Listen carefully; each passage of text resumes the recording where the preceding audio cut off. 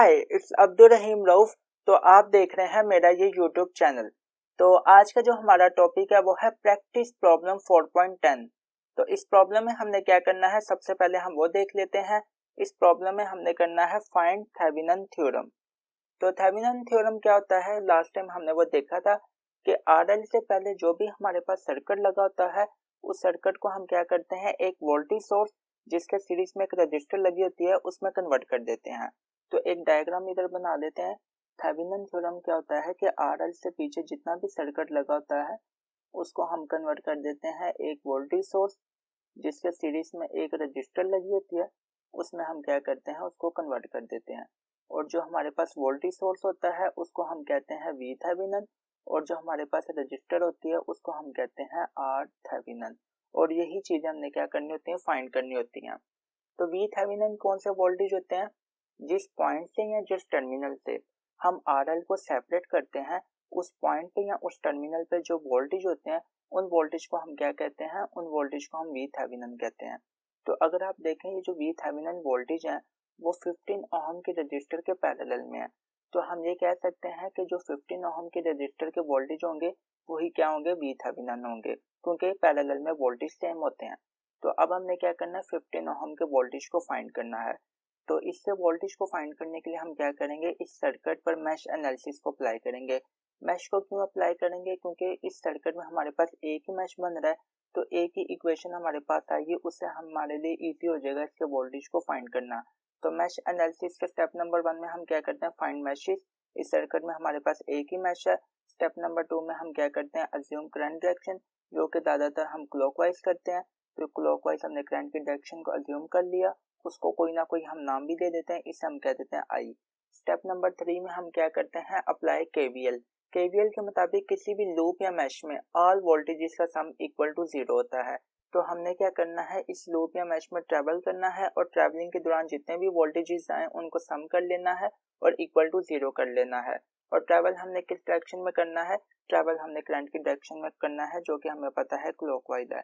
तो एक पॉइंट को हम सिलेक्ट कर लेते हैं जहां से हम क्लॉकवाइज ट्रैवल करना शुरू करते हैं। तो इस पॉइंट को मैंने सिलेक्ट कर लिया, यहाँ से हमने क्लॉकवाइज ट्रैवल करना शुरू किया। तो सबसे पहले हमारे पास आती है 5 ओहम की रजिस्टर। 5 ओहम के रजिस्टर के वोल्टेज हैं Vx, और हम इससे कौन से टर्मिनल से एंटर हो रहे हैं, नेगेटिव टर्मिनल से एंटर हो रहे हैं। तो साइन कौन सा आ जाएगा, नेगेटिव, और 5 ओहम के वोल्टेज हैं Vx, तो ये आ जाएगा Vx। आगे चलते हैं, आगे हमारे पास आती है 10 ओहम की रजिस्टर। 10 ओहम के रजिस्टर के वोल्टेज हमें नहीं पता, तो हम इसको फाइंड करने के लिए क्या करेंगे, ओहम्स लॉ को अप्लाई करेंगे। ओहम्स लॉ के मुताबिक V is equal to I into R. तो R की जगह क्या आ जाएगा, R की जगह आ जाएगा 10, और I की जगह क्या आएगा, I की जगह आएगा इस रजिस्टर में से गुजरने वाला करंट। तो इस रजिस्टर में से कौन सा करंट गुजर रहा है, इस रजिस्टर में से I करंट गुजर रहा है, जो कि हमने अज्यूम किया हुआ है। तो I की जगह क्या आ जाएगा, इधर I, और साइन कौन सा आएगा, साइन आपने हमेशा याद रखना है कि करंट रजिस्टर में जिस टर्मिनल से एंटर होता है उस साइड पर पॉजिटिव साइन आ जाता है और दूसरी साइड पर नेगेटिव साइन आ जाता है। तो साइन कौन सा आएगा, पॉजिटिव। आगे चलते हैं, आगे हमारे पास आता है 4 वोल्ट का डिपेंडेंट सोर्स, जो कि ए वी एक्स पे डिपेंड कर रहा है। वी एक्स कौन से वोल्टेज है, 5 ओहम के। तो हम इस वोल्टेज सोर्स के कौन से टर्मिनल से एंटर हो रहे हैं, पॉजिटिव टर्मिनल से। तो साइन कौन सा आ जाएगा, पॉजिटिव, और इसकी वैल्यू क्या है, इसकी वैल्यू है 4Vx। आगे चलते हैं, आगे हमारे पास आती है 15 ओहम के रजिस्टर।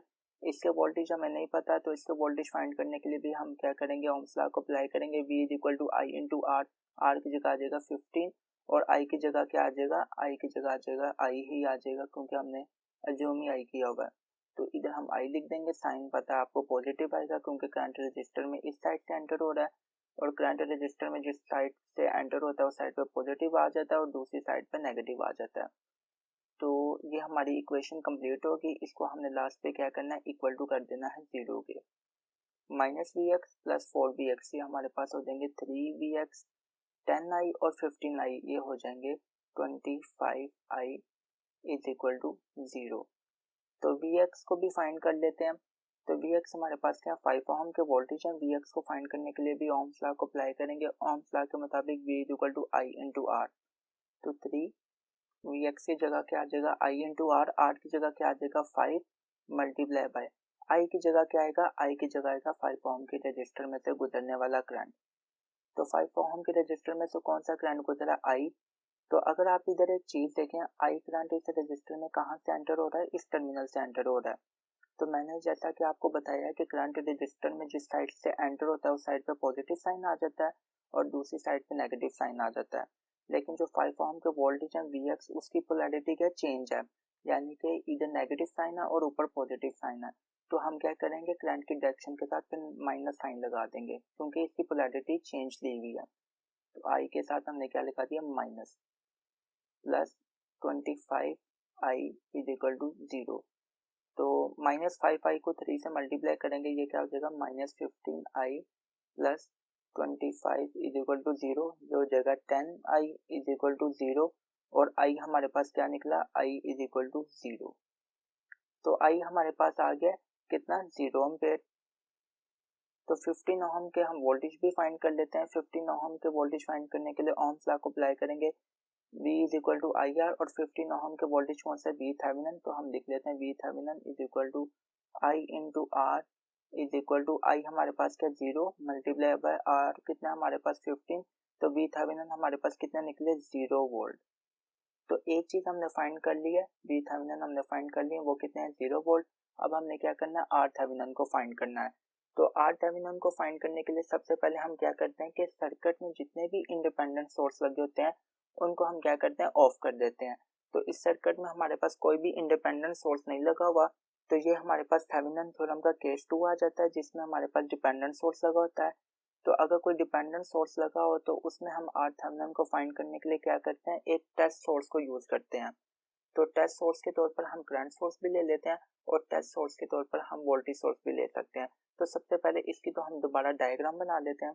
इधर मैं इसकी दोबारा डायग्राम बना लेता हूँ। ये हमारे पास आ गई रजिस्टर, ये भी आ गई रजिस्टर, इनके ऊपर वैल्यूज भी लिख देते हैं 10 ओहम, और ये कितनी है, 5 ओहम प्लस माइनस Vx।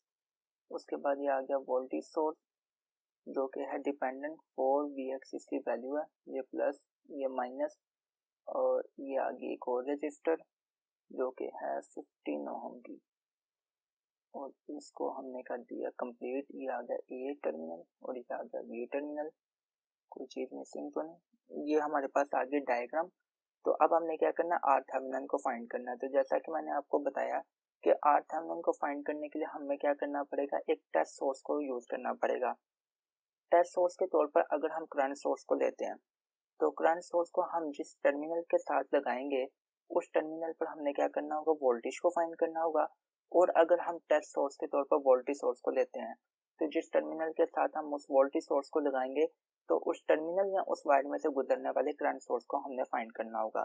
तो टेस्ट सोर्स के तौर पर हम क्या ले लेते हैं, इधर हम ले लेते हैं एक करंट सोर्स जिसको हमने इन टर्मिनल के साथ जोड़ना होता है, जिस टर्मिनल पर हमने वी थेवेनिन फाइंड किए थे या जिस टर्मिनल से हमने आरएल को सेपरेट किया था। तो ये हमारे पास आ गया करंट सोर्स, इसको हम नाम दे देते हैं आई नोट का, और इसकी वैल्यू हम ले लेते हैं 1 एम्पेयर। आप अपनी मर्जी से 10 एम्पेयर भी ले सकते हैं, जो मर्जी वैल्यू ले सकते हैं। तो जैसा कि मैंने बताया कि टेस्ट सोर्स के तौर पर अगर आपने करंट सोर्स लेना है तो जिस टर्मिनल के साथ आपने करंट सोर्स को जोड़ा है उस टर्मिनल पर आपने वोल्टेज फाइंड करना है, और उन वोल्टेज को हम नाम दे देते हैं वी नोट का। तो अगर आप देखें वी नोट जो वोल्टेज है वो दोबारा 15 ओहम के पैरेलल में आ गए, तो 15 ओहम के जो वोल्टेज होंगे वही क्या होंगे, वी नोट होंगे। तो अब हम क्या करते हैं, इनको फाइंड करते हैं। तो इनको फाइंड करने के लिए दोबारा हम क्या करेंगे, इस सर्किट पर मैश एनालिसिस को अप्लाई करेंगे। तो मैश एनालिसिस में स्टेप नंबर 1 में हम क्या करते हैं, फाइंड मैशेस। इस सर्किट में हमारे पास अब 2 मैशेस बन रहे हैं। तो ये आ गया मैश 1, इसमें हम करंट की डायरेक्शन को भी ज्यूम कर लेते हैं, इसको हम ले लेते हैं I1 और इसको हम ले लेते हैं I2। तो अब हम क्या करते हैं, KVL को अप्लाई करते हैं। इस पॉइंट को मैंने सेलेक्ट कर लिया, तो यहाँ से हम ट्रैवल करना शुरू करते हैं क्लॉकवाइज। सबसे पहले हमारे पास आती है 5 ओम की रजिस्टर, और 5 ओम की रजिस्टर के वोल्टेज क्या है, Vx, और हम नेगेटिव टर्मिनल से एंटर हो रहे हैं तो माइनस Vx आ गया। आगे हमारे पास आता है 10 ओम की रजिस्टर, प्लस ये हमारे पास क्या आ जाएगा, I1 इंटू 10 प्लस ये आ जाएगा प्लस 4Vx, प्लस आगे हमारे पास आती है 15 ओहम की रजिस्टर। 15 ओहम के रजिस्टर में अगर आप देखें, इसके जब हमने वोल्टेज लिखने हैं, पहले तो इस रजिस्टर में से एक ही करंट गुजर रहा था, अब इस रजिस्टर में से दो करंट गुजरे हैं, एक I1 हमारे पास गुजरा है जो कि टॉप से बॉटम की तरफ जा रहा है और एक I2 करंट गुजरा है जो कि बॉटम से टॉप की तरफ जा रहा है। दोनों की डायरेक्शन के ऑपोजिट है, तो दोनों को हम क्या करेंगे, सब्ट्रैक्ट करेंगे तो हमारे पास 15 ओम के रजिस्टर में से गुजरने वाला करंट आ जाएगा। तो अब बात ये कि किसको किस में से सब्ट्रैक्ट करना है। इस वक्त हम इक्वेशन लिख रहे हैं मैश 1 की, इसको मैं कह देता हूँ मैश 1 और इसको मैं कह देता हूँ मैश 2।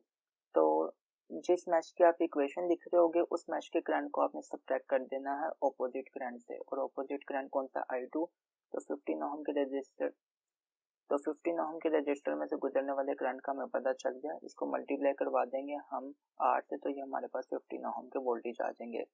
आगे चलते हैं, जहां से हमने शुरू किया था वहां पर हम वापस आ गए, तो ये हमारे पास लूप कंप्लीट हो गया, ऑल वोल्टेज का सम आ गया, लास्ट में हमने क्या करना है, इक्वल टू कर देना है 0 के। तो ये हमारे पास आ गया -Vx प्लस 4Vx, ये हो जाएगा 3Vx प्लस 10I1, उसके बाद प्लस अंदर इसको मल्टीप्लाई कर देते हैं 15I1 minus 15I2 is equal to 0। Vx की जगह उसकी वैल्यू को पुट कर देते हैं, तो Vx की वैल्यू क्या होगी, V is equal to I into R। तो ये करंट इस टर्मिनल से एंटर हो रहा है, इधर पॉजिटिव आ जाएगा और इधर क्या आ जाएगा, नेगेटिव आ जाएगा, जैसा कि हमें पता है। यानी कि जो क्वेश्चन है उसमें उन्होंने जो पोलैरिटी है वो क्या ली हुई है, चेंज ली हुई है, इसलिए हम जो है 5 ओम के वोल्टेज लिखते हुए करंट की डायरेक्शन के साथ माइनस साइन लगा रहे हैं। तो ये आ जाएगा 3 माइनस I1 इंटू R की जगह क्या आ जाएगा 5 प्लस 10I1, 10 और प्लस से 25 हो जाएंगे, इधर मैं लिख देता हूँ 25I1 minus 15I2 is equal to 0। ये हो जाएगा -5I1 इंटू 3, ये हो जाएगा -15I1 और प्लस 25, ये हो जाएगा plus 10I1 minus 15I2 is equal to 0। ये हमारे पास आ गई इक्वेशन 1। तो मैश 2 पे भी अब हमने क्या करना है, KVL को अप्लाई करना है। तो मैश 2 पे हमें KVL अप्लाई करने की जरूरत नहीं है। क्यों नहीं जरूरत, क्योंकि हमारे पास इस मैश में एक करंट सोर्स लगा हुआ है। किसी भी मैश के साथ अगर करंट सोर्स आ जाए तो उस मैश के करंट को आपको फाइंड करने की जरूरत नहीं, क्योंकि उस मैश का करंट वही होगा जो कि करंट सोर्स की वैल्यू होगी। तो इस पूरे मैश का करंट क्या है, 1 एम्पीयर। बस आपने एक ख्याल रखना है कि आपने डायरेक्शन को देख लेना है। I2 की जो डायरेक्शन है वो है क्लॉकवाइज और जो I0 करंट है उसकी डायरेक्शन है एंटी क्लॉकवाइज। तो हम ये कह सकते हैं I2 बराबर है माइनस I0 के। तो I2 किससे बराबर हो गया, I2 is equal to -1 ampere. तो दूसरी इक्वेशन से भी हमारे पास करंट आ गया, इसको अब हम क्या करेंगे, इक्वेशन 1 में पुट कर देंगे। 10I1 माइनस 15I2 की जगह क्या आ जाएगा, -1 इज इक्वल टू 0। तो ये आ जाएगा 10I1 is equal to minus minus plus हो जाएगा, इक्वल टू साइड पे लेके जाएंगे तो ये दोबारा माइनस हो जाएगा, -15I1 is equal to -15 divided by 10। तो ये हमारे पास आ जाएगा, I1 की क्या वैल्यू आएगी, I1 हमारे पास आ जाएगा -1.5 एम्पीयर। तो 15 ओम के रजिस्टर में से कौन सा करंट गुजरा, I1 माइनस I2। तो 15 ओम के रजिस्टर में से गुजरने वाले करंट को हम फाइंड कर लेते हैं। I1 minus I2 is equal to, I1 की जगह क्या आ जाएगा, -1.5 माइनस I2 की जगह क्या आ जाएगा, I2 की जगह आ जाएगा -1, माइनस माइनस प्लस हो जाएंगे तो ये हमारे पास आ जाएगा -0.5 एम्पीयर। तो 15 ओम के रजिस्टर में से गुजरने वाले करंट का हमें पता चल गया, उसको हम R से मल्टीप्लाई करेंगे, यानी कि 15 ओम से मल्टीप्लाई करेंगे तो हमारे पास V0 आ जाएंगे। तो V0 is equal to -0.5 into 15। तो ये हमारे पास V0 कितने वोल्टेज है, V0 हमारे पास है -7.5 वोल्ट। तो V0 का हमें पता चल गया। अब हम RThevenin को भी फाइंड कर सकते हैं। RThevenin किसके बराबर है, R is equal to V over I। RThevenin is equal to V0 over I0। तो V0 हमारे पास कितना है, -7.5 वोल्ट और I हमारे पास कितना है, I0 हमने लिया था 1 एम्पीयर। तो ये आ गया 1 is equal to -7.5 ohm. RThevenin को भी हमने फाइंड कर लिया, वो कितना है, -7.5 ओम। और VThevenin कितने थे, वो थे 0 वोल्ट। तो थेवेनिन थ्योरम का हमारे पास सर्किट जो है कंप्लीट हो गया। तो यही हमने फाइंड करना था। तो ये था आज का हमारा टॉपिक। तो मुझे उम्मीद है ये वीडियो आपको काफ़ी अच्छी लगी होगी। अगर आपको ये वीडियो पसंद आई तो प्लीज़ इस वीडियो को लाइक कर दें, चैनल को सब्सक्राइब कर दें और बेल के आइकन को प्रेस कर दें। तो मिलते हैं नेक्स्ट वीडियो में, तब तक के लिए अपना ख्याल रखिएगा। Thank you so much. अल्लाह हाफिज़।